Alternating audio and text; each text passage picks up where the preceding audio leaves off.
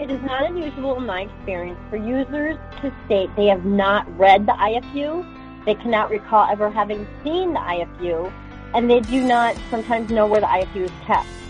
We believe this should occur during the staff onboarding and training. Beyond Clean offers a creative look into the inner workings of the healthcare industry committed to getting it right every instrument, every time. Join us every week as we explore the hidden world of one of the most important aspects of safe surgical care. And now your hosts, Michael Matthews, Hank Balch, and Justin Poulin. This week on Beyond Clean, we speak with Sara Freiberg, Clinical Education Account Manager with Northfield Medical. Sara has 16 years of experience in the operating room and significant experience as a clinical specialist, product manager, and clinical education manager for medical device companies. She holds both IAHCSMM and CBSPD certifications and is a Certified Surgical Technologist. Finally, Sara is an AAMI ST91 voting board member and an expert on flexible scopes.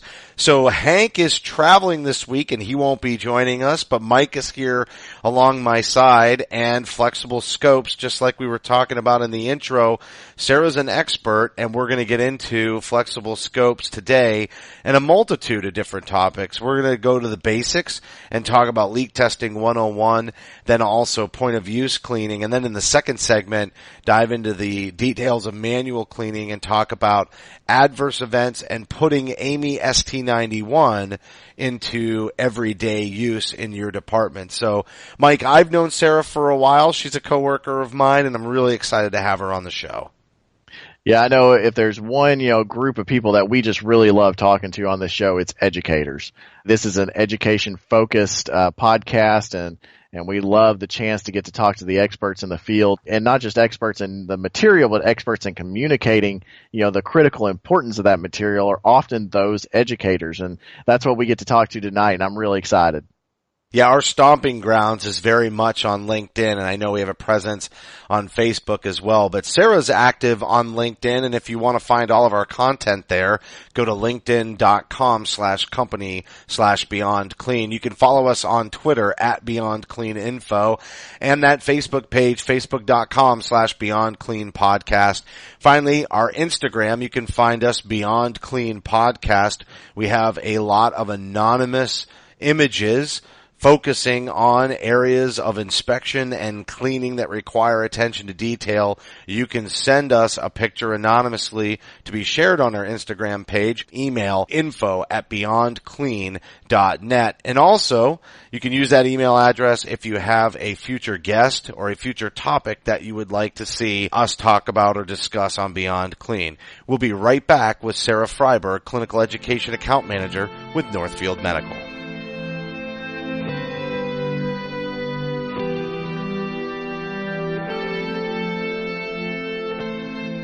Joining us now is Sara Freiberg, Clinical Education Account Manager with Northfield Medical. And Sara, you and I have known each other for a while, but I'm really happy to have you on the show. And I see Hank and Mike post on a regular basis, but you're in that club as well. You're always active on LinkedIn and trying to educate the surgical community on a weekly basis with content. So I wanted to welcome you to the show and thank you for your contributions to safe surgical care. Thank you so much, and thank you for having me. So we're going to focus, at least in this first segment, I think the entire show has a focus on flexible scopes, but we're going to talk about leak testing 101, and we'll get to point of use cleaning later in this first segment. And I know everybody hears a lot about leak testing, but when it comes to preventable repairs and managing that repair budget, leak testing is so crucial, but it's also crucial for patient infections as well. So why don't we just lay that right out on the table, talk about the general purpose of leak testing, the whys and the whats, and maybe your experience out in the field. Well, the importance of endoscope leak testing is crucial from both a patient safety perspective as well as an economic concern. Flexible scopes are meant to remain dry. So if we miss a leak from either a cut, a puncture, or a worn O-ring, and the scope enters into the patient, cross-contamination and patient infection may occur. In addition, if we miss a leak and fluid enters into the electronic component, angulation wires, or other areas within the scope, those repair costs go up significantly. We all know that fluid and electronics never mix. However, the proper leak testing steps that are required according to the manufacturer are often misunderstood. It's funny, I always try to come up with a fun way for people to relate to that fluid getting into electronics and what the issue is. And I always tell the story about how I was a kid, and I was kind of a nerdy kid, and I liked having those calculator watches. And I would jump into the pool and forget that it's not waterproof, and then I'd come out and it would be all hazy. And we basically stick the calculator watch in the window and see if the sun would dry it out, and maybe 25% of the time the calculator watch would come back on, and the other 75% of the time I'd have to save up my paper route money and go buy a new one. That's a great analogy. Hey, Sarah, everybody is kind of, universally agreed on how important leak testing is. But I think that one of the things that kind of gets overlooked in the whole process is, what about the leak tester itself? What's kind of out there on the market for leak testers? And once you get a leak tester, is there any sort of, preventative maintenance or calibration or anything like that that needs to be done on those? So there are two types of leak testers: manual, which is a dry leak test, and automated, which is a wet leak test. Most scope manufacturers require wet. Some require both dry and wet. The wet leak tests are the most common method of testing, and I am a proponent of wet leak testing for two reasons. Depending on the size of the endoscope, it may be difficult to safely hold the scope with one hand or have a large enough surface area to safely place that endoscope, depending on the room and sink design. Manually pump that leak tester with the other hand, all the while pumping it and keeping that scope at the manufacturer's optimal pressure for that leak test. A wet leak test, however, allows the endoscope an automated continual pressure where users place the scope in a sink of clean, clear water, fully submerged, and allow users the ability to locate where the leak may be coming from prior to being sent out for repair. So along those same lines, when you find a scope that is leaking, what do you do from that point forward? How do you clean that scope once you found there's a big hole in it? So if the scope fails a leak test, it is important to visually observe the area of damage. As an example, maybe the user has detected a small puncture within the bending section area, and the user sees a bubble or bubbles. It's very important that we share with staff to keep that endoscope connected to the leak tester, to keep that scope pressurized. If we remove the leak tester while the scope is placed in the sink of water, we risk the potential of flooding that scope and potentially causing extensive damage to the internal and electronic components. It's important to note that prior to sending a scope in for repair, we protect the user, transporter, and receiver of that scope from any potential infection issues. As mentioned, keeping that scope connected to the leak tester, we would proceed with the manual cleaning and high-level disinfection steps as outlined per the scope manufacturer IFU. And once these steps are completed, we recommend users follow their specific hospital protocol, which may entail marking the damaged area carefully with a colored electrical tape, being cautious not to wrap too tightly to avoid any additional damage to that scope, contacting their supervisor and confirming with their specific scope manufacturer prior to sending in for repair. If the scope has significant damage where the scope will not stay pressurized, we always recommend facilities confirm with their specific scope manufacturer prior to sending in for repair. What are some common errors related to improper leak testing? What's the impact on the scope and other factors? Some users depend on their facility's automated endoscope reprocessor, AER, to perform that leak test, because that is what they say they were told that the unit can perform the leak test. That is true. A facility may have a unit that performs this task. However, a leak test must be performed manually first. You will also see on the AER site and their IFUs that the leak test does not replace the leak test being manually performed by the user prior to placing in the unit. Another area is not checking the leak testing unit first. We want to make sure that leak testing unit is keeping the pressure that the manufacturer has set it to. Not checking the leak test tubing, to ensure there is no water that has seeped into the lumen from the prior leak test or just being placed on the back of the sink. So if any fluid is within that tubing, it has the potential to enter into the scope. We recommend placing the tubing in a dry area and, based on gravity, loosely coiling that tubing away from any potential splashes once it's disconnected from the scope and prepared for the next user. Once we confirm that that tubing is dry, we want to attach that tubing to the scope, ensure that that tubing is fitted snug, and we confirm that by gently pulling it. We want to turn the leak testing unit on and pressurize that scope before placing it into the sink of clean, clear water. We should confirm that automated leak testing unit is working correctly, and we can check that a few ways. So depending on the model, we may depress the pin or hold the connector end close to our ear. You should hear that sound. Secondly, confirm the unit is keeping the pressure by looking at the leak test unit to ensure it reads the proper pressure. Once it's attached to the scope, with like our larger scopes, we'll see the distal tip expand and inflate to that pressure, which also confirms pressure has entered into the scope. So if you talk about leak testing, some common errors that we see is when that leak testing unit is attached to the scope and we've taken 30 seconds to observe the scope to see if we notice any damage, we want to fill the sink using clean, clear water. And I always ask technicians, I say, why do you think we want to use clean, clear water? And they say, because we're unable to locate a leak if we have any detergent in the water. And that's exactly true. So if there's any residue within that sink, we want to make sure that it's cleaned out and that's clean, clear water in that sink. Another issue that we see is not fully submerging the scope. So for example, if we have a colonoscope, ideally, and depending upon your facility's sink dimensions, 10 gallons of water will fully submerge all parts and components. Most scope manufacturer IFUs recommend a sink size of 40 centimeters by 40 centimeters, which is equivalent to 16 by 16.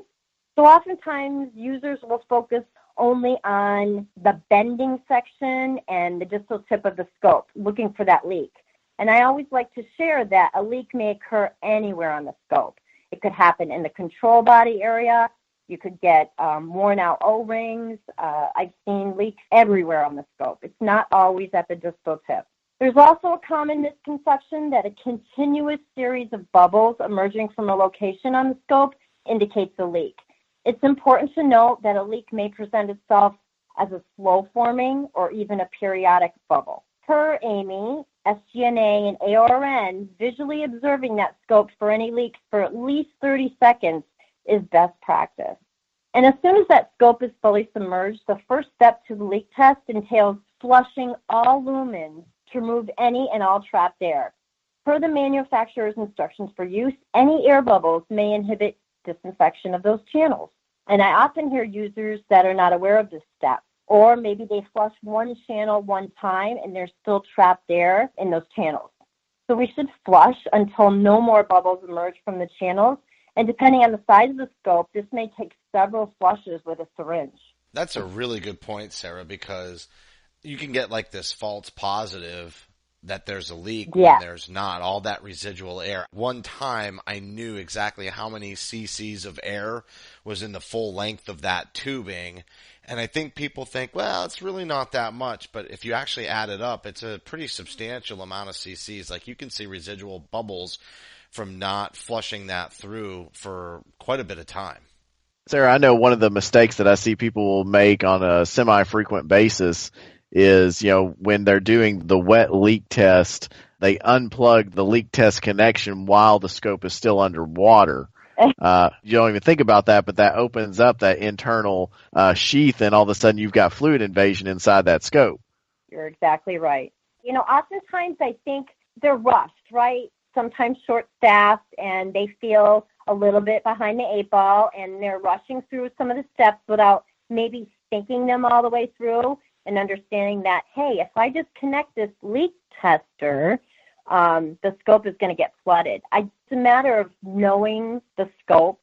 Before we go on to segment 2, which is going to talk a lot about manual cleaning and also adverse events, I think it's important to talk about what needs to be done for cleaning the scope before it goes and gets fully manually cleaned, which is point of use cleaning. And we were talking even before we got on the air to record, but I had heard very much recently from a couple of customers in their Joint Commission mock survey that they were told that Joint Commission is focusing more and more on point of use cleaning. I don't know if you're seeing that out in the field as well.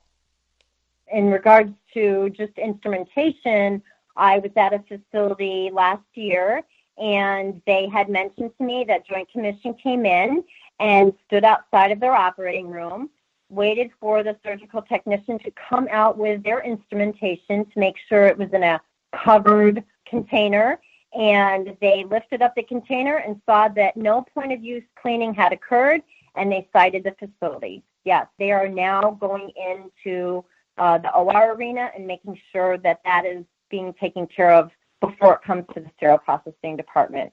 Yeah, and I can absolutely confirm exactly what you just said, because at a facility I was at previously when we were being inspected by the Joint Commission, we had the exact same situation happen. And in that particular instance, the OR that the instruments were coming out of was literally across the hall from decontamination. And it was, just in the hallway for maybe a matter of 10 seconds. And we were still cited for not pre-treating immediately, because their point was that, the drying process starts as soon as, that blood is not in the body. And therefore you need to start pre-treating as quickly as you possibly can. And I was wondering, Sarah, we see so much of an emphasis beginning on that with the point of use care. What is the risk, especially when we start thinking about flexible endoscopes, what is the risk of dried on bioburden?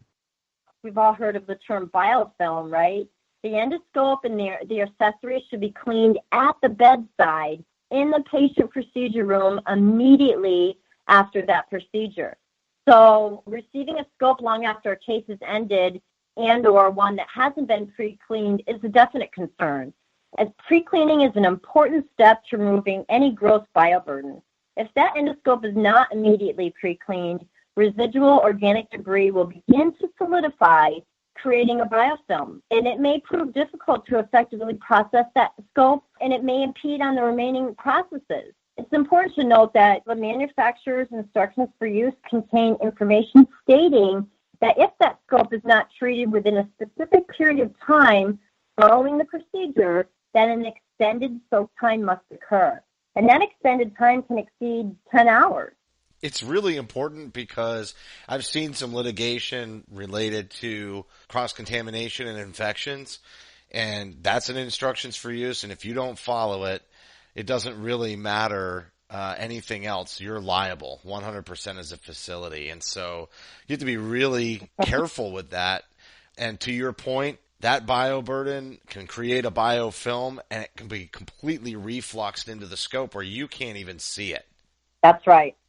It's amazing to me because point of use cleaning isn't just an emphasis on flexible scopes, although it's really important, but it's crazy to me. I still see case carts coming down into decon and there's blood and the tips, the scissors are closed and there's blood all over the blades still. It's amazing to me that this is so difficult to achieve, but it just seems like maybe that's why the Joint Commission's focusing on it. And now it's time to really reel it in the industry because it's such an area for improvement. Definitely agree. I always share that it's my understanding back when I was in school that surgical assistants were taught that during the procedure to keep those instruments clean, because when you hand the instrument back to the surgeon and it has blood on the tip, and if you're talking about a clamp, it's difficult to pull that clamp apart, number one, and then two, for the surgeon to see the tips of that clamp. So you want to keep the instruments in good working order, and you want to keep them clean from a patient safety perspective as well. So I'm glad that Joint Commission is now honing in on that process. Absolutely. All right. We'll be right back with Sara Freiberg, Clinical Education Account Manager with Northfield Medical.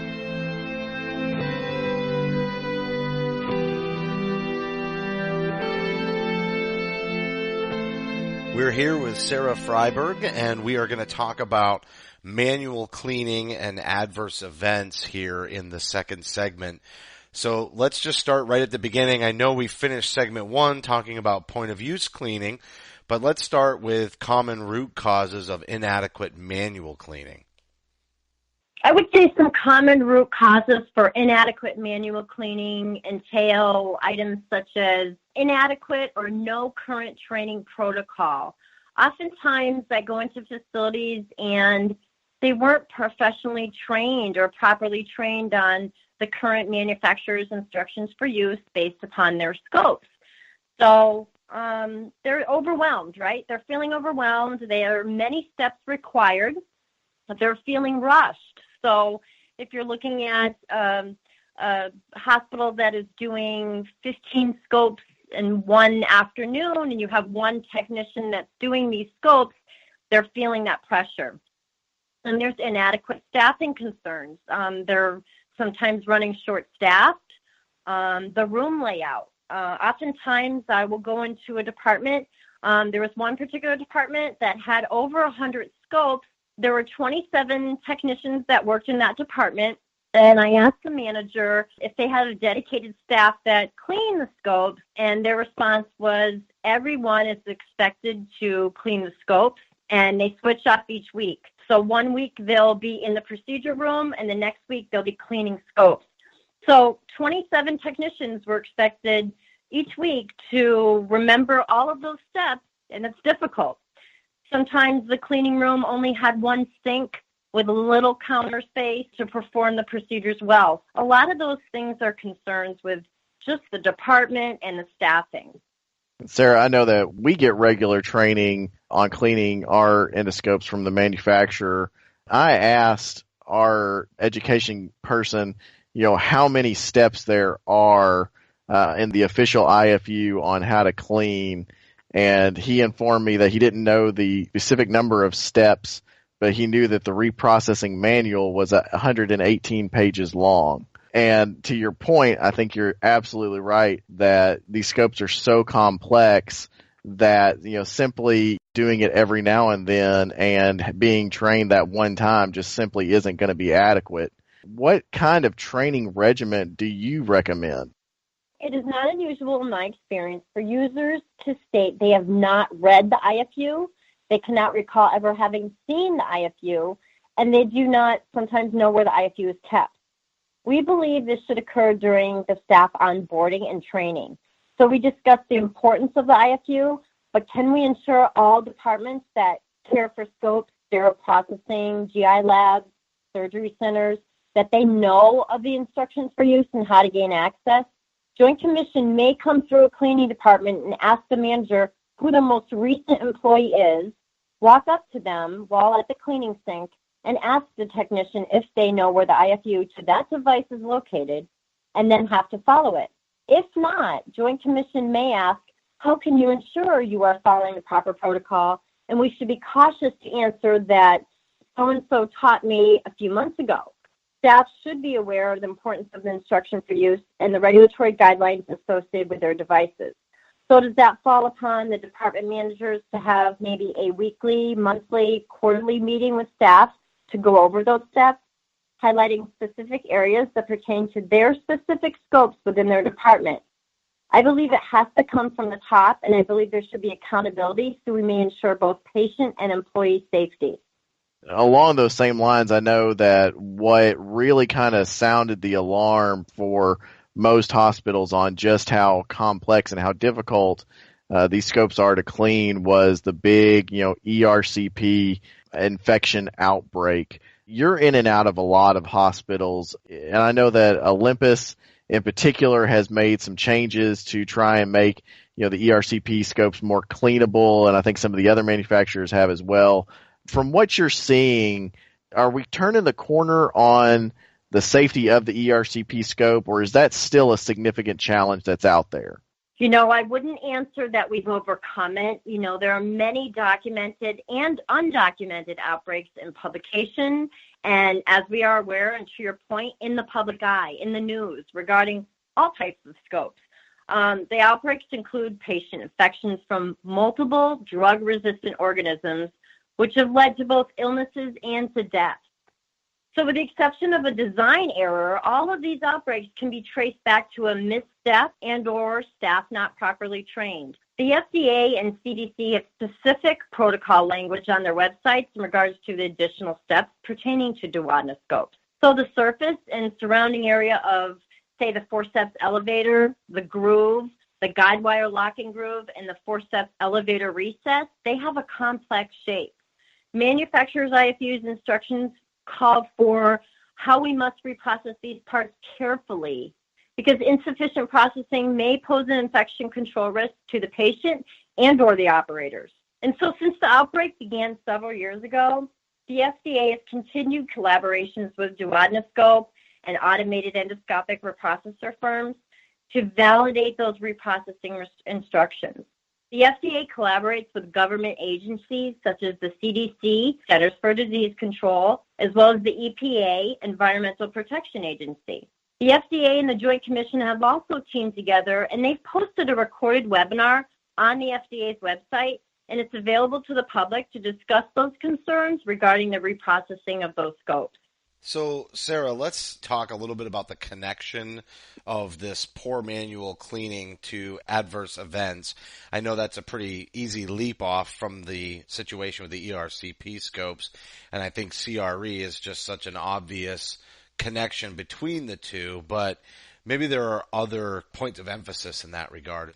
When I'm providing education, I always call out and I ask the staff, are they familiar with MDRs, which are medical device reports? That is under the FDA, Regulation 21 CFR 803, Code of Federal Regulations.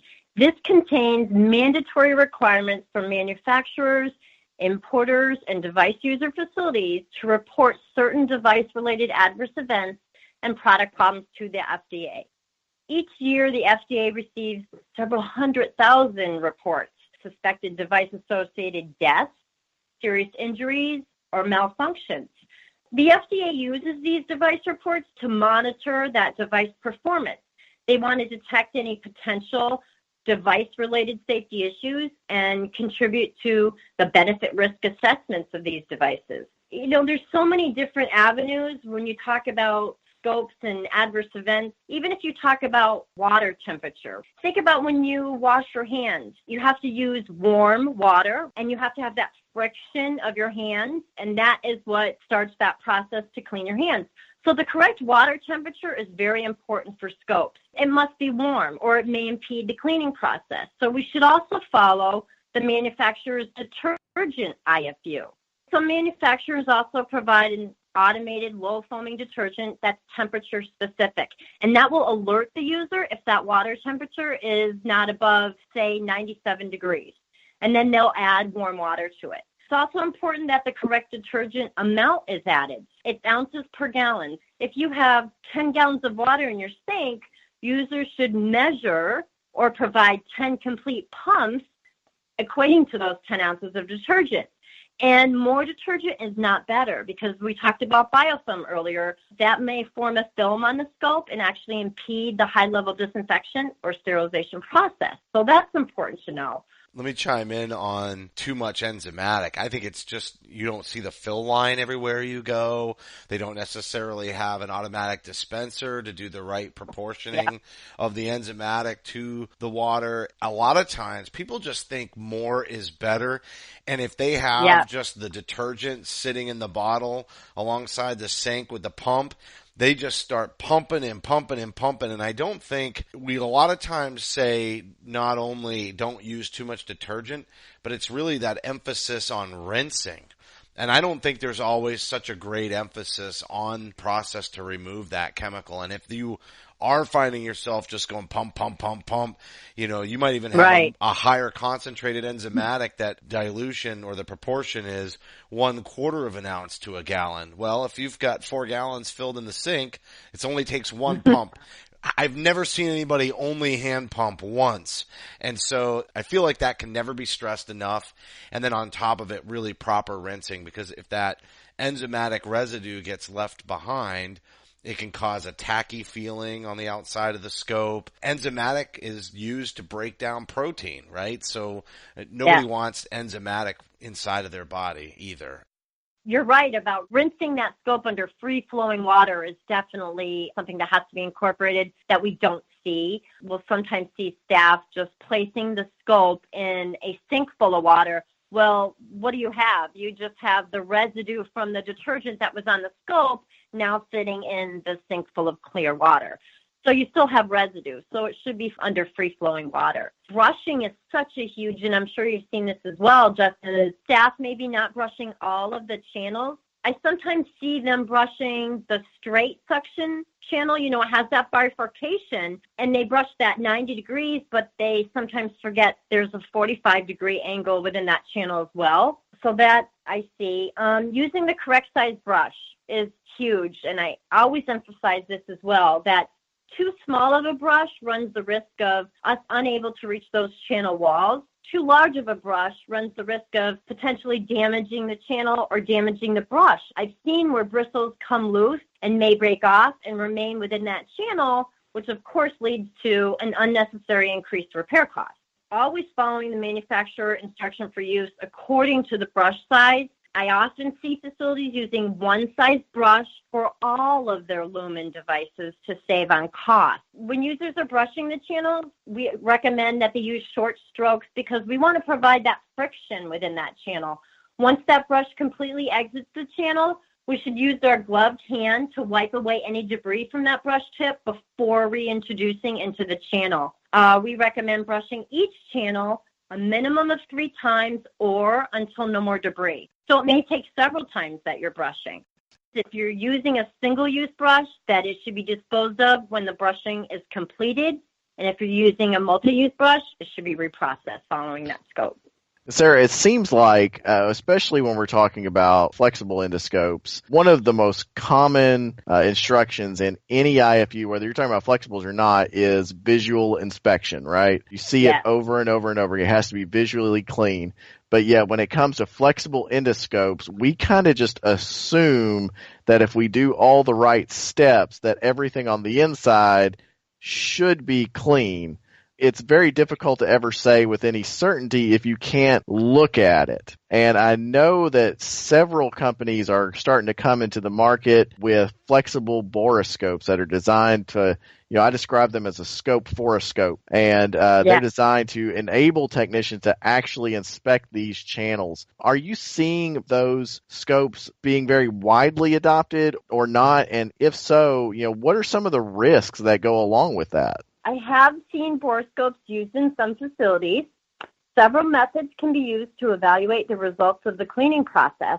And from a patient safety perspective, all guidelines recommend the importance of inspecting the endoscope prior, during, and following patient procedures. That includes visual inspections. For example, when users are performing a leak test, taking at least 30 seconds to do a complete visual inspection of the endoscope. We recommend a light above the sink area, as well as a 10 times lighted magnification for deeper inspections. The very distal tip of the endoscope has what is called a C cover.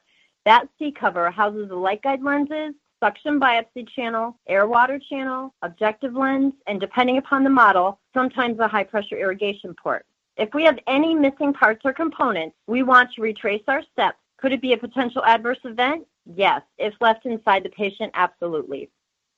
There is specific language in AAMI ST91 where it states tools such as video borescopes of an appropriate dimension, length, and diameter may be used to visually inspect the internal channels. A borescope would allow users to inspect the internal portion for any visual debris or damage, and depending upon the facility's infection prevention protocol, protein testing may also be incorporated. I agree that scopes should be inspected throughout every process to ensure patient safety, as well as confirm each scope is in proper working order for the next procedure. Some challenges with borescopes may entail staff being properly trained to detect areas of bioburden or what some potential damage areas may look like. So some hands-on education prior to use is very important. I also believe thorough, proper cleaning processes for that borescope as well to ensure patient safety. We're going to end segment 2 talking a little bit about AAMI ST91. I know you're on the AAMI committee, and we had Ralph Basile on just a couple of weeks ago, and he was talking about AAMI and ISO and ASTM, and we really got into the details of all of that. But What we never really dove into in that interview that I think maybe would be a good way to close out segment 2 would be talking about integrating AAMI ST91 into the everyday life of the department. I share AAMI ST91 and refer to AAMI ST91 each time I am giving scope education. Sometimes I will let users know that if they are confused about one of the processes in their instruction for use, that they have guidelines such as AAMI ST91 and SGNA as a resource. And it's a great resource because they literally spell out the step for the user. Oftentimes we find an employee where we ask how they're trained for scopes and they say, oh, well, Karen trained Mary who trained John, yet all are performing the steps incorrectly or maybe potentially missing a step, because all of these steps are so crucial for patient safety as well as the longevity of their device. So we always suggest reviewing and sharing with staff those AAMI guidelines. It's such a valuable resource when users may view the instructions for use as maybe being a little bit unclear. Sara, that's great information. Thank you so much for coming on the show and being our guest this week. I know I really enjoyed a lot of the conversation around point of use cleaning. I just think it's such a hot topic. Agreed. That was Sara Freiberg, Clinical Education Account Manager with Northfield Medical. And I've known Sara for a while now, Mike, and I think the takeaway for me, stressing the importance of point of use cleaning. I was really glad to hear that the Joint Commission is beginning to take a special interest in focusing on this matter because I know you shared a story, Sara had a story, but really once blood, bioburden, or biomatter of any type dry up on an instrument, let alone inside of a flexible scope, even on a basic stainless steel instrument, once it dries, it begins to eat away at that passivation layer. It causes pitting, rusting, corrosion, and the biggest issue being cross-contamination. We want our patients to have safe care, and it really does begin at the point of use. So I just thought that can't be stressed enough, and it was great to hear Sara's passion for that topic as well. Yeah, and you hit the nail right on the head when you talk about how important it is to get a bioburden breaking down, as quickly as possible. And, that's one of those things that, I don't think is well understood in our industry is how quickly blood or whatever bioburden is, how quickly that starts to dry and break down the surface of those instruments. And, we like to pretend as though materials like stainless steel are indestructible, but flat out truth is they are not. They are vulnerable to this stuff. And the end result for the patient can even be catastrophic. And that's especially the case when we start talking about, flexible endoscopes. And we've seen that play out in the public arena on more than one occasion. So yeah, it's absolutely great to hear some very important stuff that our listeners can take back and begin putting into practice in their departments, tomorrow. Yeah, we reviewed a lot of different things with Sara, but even some of just the basics, and it never hurts to remind consistently about the basic protocols and basic processes that have to be adhered to every single day. And we heard her talk about instructions for use a lot.